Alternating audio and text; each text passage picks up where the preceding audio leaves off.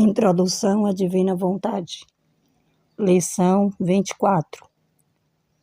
Deus propõe e o homem dispõe. Que panorama tão diferente daquele ao qual estamos acostumados. Trata-se de algo tão excelso, tão elevado e maravilhoso que temos dificuldade em aceitá-lo como uma realidade concreta. Custa-nos muito renunciar ao que aprendemos desde a infância.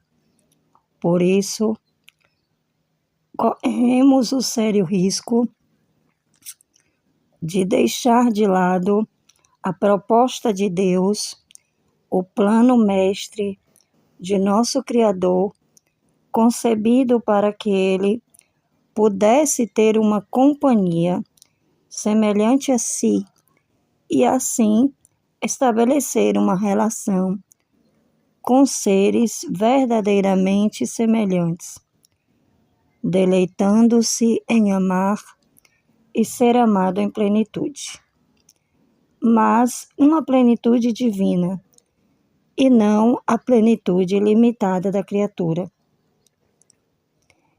Já mencionamos a causa pela qual nos foram dadas a vida e a vontade humana. Trata-se de uma causa de absoluta necessidade, para que pudéssemos participar de um dos atributos do nosso Criador, sem o qual jamais poderia existir semelhança nenhuma relação mútua de amar a liberdade. Essa era a função da vontade humana, aceitar livremente a participação da natureza divina. Contudo, é doloroso dizê-lo. A nossa vontade lançou tudo por terra. Ela falsifica todo o agir da criatura, como o próprio Jesus afirma. Oh, quantas almas falsificam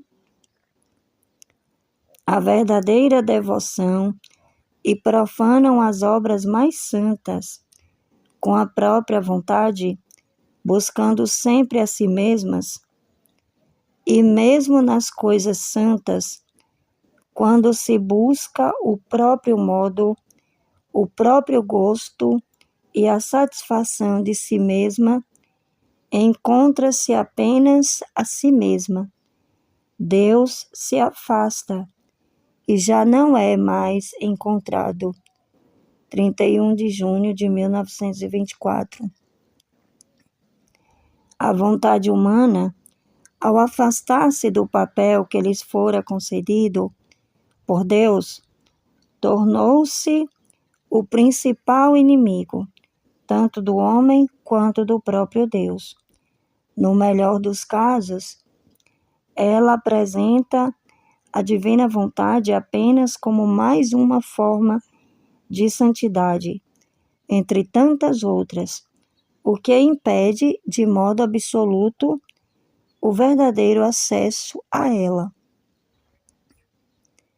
Diz Jesus a Luísa: filha minha, tu crês que a santidade da minha vontade seja uma santidade como as outras santidades? Um bem, uma graça, quase no mesmo nível das outras, que concedi ao longo de tantos séculos aos demais santos e a toda a Igreja? Não, não. Aqui se trata de uma época nova, de um bem que deve servir a todas as gerações e, sobretudo, a Deus. Vontade divina significa dar Deus a Deus, desabafo divino e transformação da natureza humana em divina. Comunicação de virtude criadora, abraçar o infinito, elevar-se no eterno e tomar como num punho a eternidade para dizer a Deus: desde a eternidade eu te amava. A tua vontade não tem princípio, é eterna contigo, e eu, nela, te amava com amor sem princípio e sem fim. O que é a minha vontade é tudo. 22 de maio de 1927. Trata-se, portanto, da santidade mais elevada e do maior prodígio que pode existir, como o próprio Jesus revela no seguinte ensinamento: minha querida filha, amo tanto estes atos feitos no meu querer, que assim que a alma entra nele para agir, a sombra da minha luz a circunda, e eu corro para fazer com que o meu ato e o seu sejam um só. Eu sou o ato primeiro de toda a criação, e sem o meu primeiro movimento, todas as coisas criadas ficariam paralisadas, sem forças e incapazes do menor movimento. A vida está no movimento. Sem ele, tudo está morto.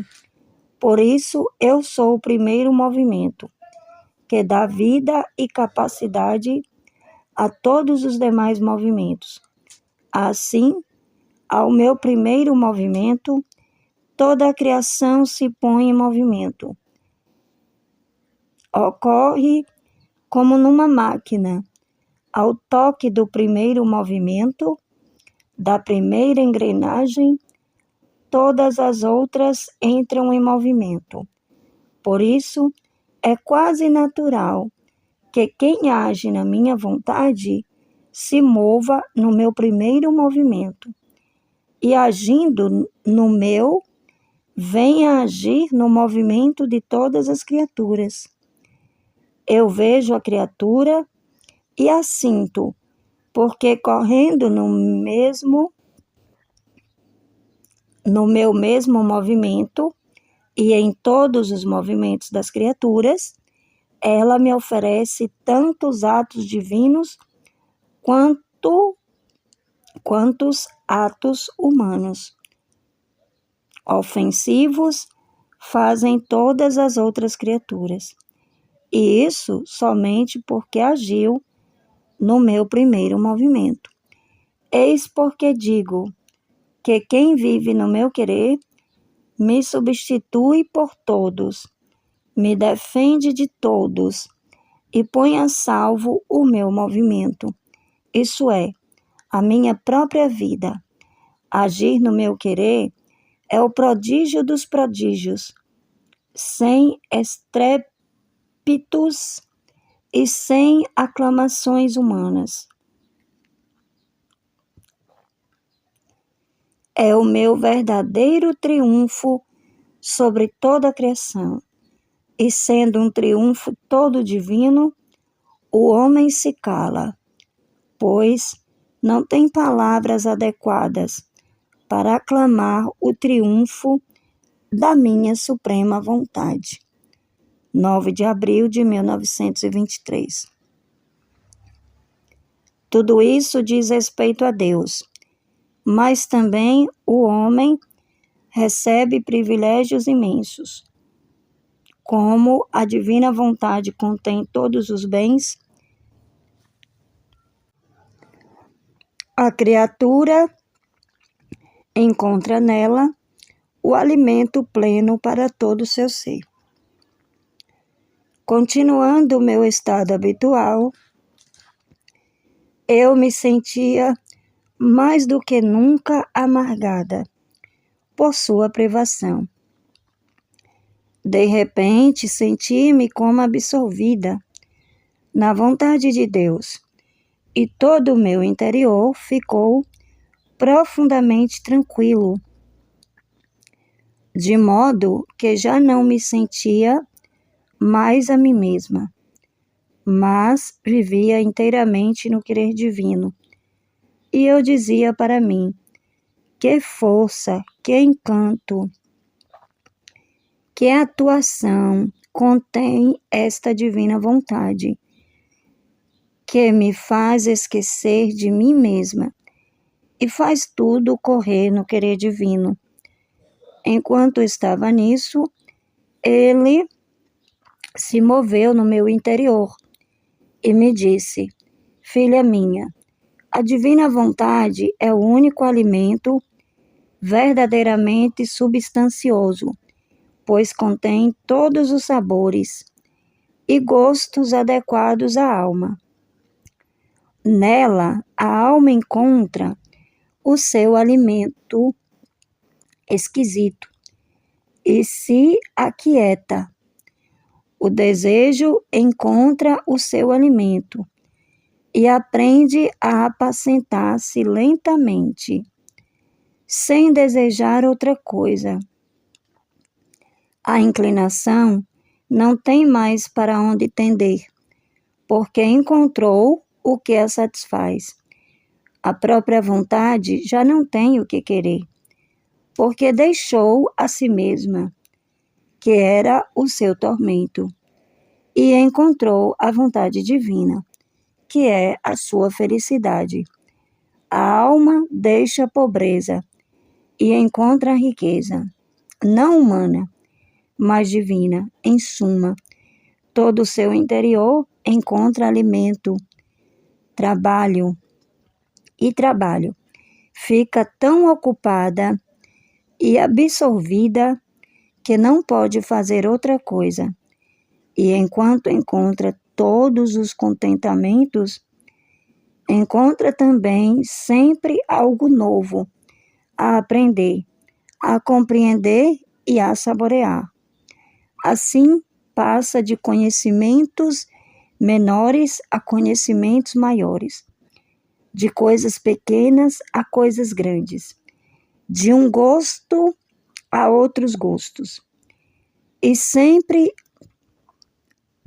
resta algo novo a experimentar neste ambiente da divina vontade. 15 de dezembro de 1906. Quando a criatura chega a viver na divina vontade, alcança o ponto mais alto que pode existir no céu e na terra. E eu disse: Jesus, estamos sempre aqui na tua vontade. Parece que não tens outra coisa que dizer. E Jesus respondeu: a minha vontade é o ponto mais alto que pode existir no céu e na terra. Quando a alma chega a ela, já dominou tudo e realizou tudo. Não lhes resta senão morar nestas alturas, guiá-las e compreender cada vez mais esta minha vontade, que ainda não é plenamente compreendida, nem no céu, nem na terra. É necessário tempo para permanecer nela, porque compreendeste muito pouco, e muito ainda te resta compreender. A minha vontade é tal que quem a faz pode dizer-se Deus da terra. E assim, como a minha vontade forma a beatitude do céu, assim, estes que vivem nela formam a beatitude da terra e daqueles que estão ao seu redor. Não existe bem algum sobre a terra que não deva ser atribuído a estes filhos da minha vontade, como causa direta ou indireta. E assim como no céu não há felicidade que não venha de mim, assim também na terra não há bem que não venha deles. 27 de novembro de 1913. No início, a alma precisa conhecer as verdades. Isso é essencial para ter acesso à divina vontade. Depois de conhecê-las, deve suspirá-las. E para isso, precisa dispor-se a pedir, a suplicar que lhe seja concedido este dom. No começo, deve pedi-lo como empréstimo, e Jesus o concede com alegria. À medida que ele vê a resposta da alma, sua perseverança e sua disposição para continuar, apesar de qualquer obstáculo,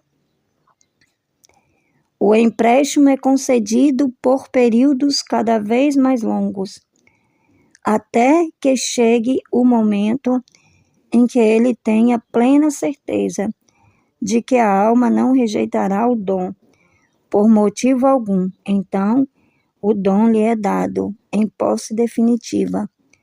Assim, manifesta-se duas verdades fundamentais. Dar o dom é próprio de Deus. Somente Ele pode comunicá-lo e deseja fazê-lo a todas as criaturas. A criatura cabe a constância, a fidelidade em vivê-lo. Deus propõe o dom, mas é o homem quem dispõe recebê-lo, ou não. Tudo já foi feito da parte de Deus. O que permanece em aberto é apenas uma coisa: se aceitamos ou não viver plenamente na sua divina vontade. Fiat, fiat, fiat.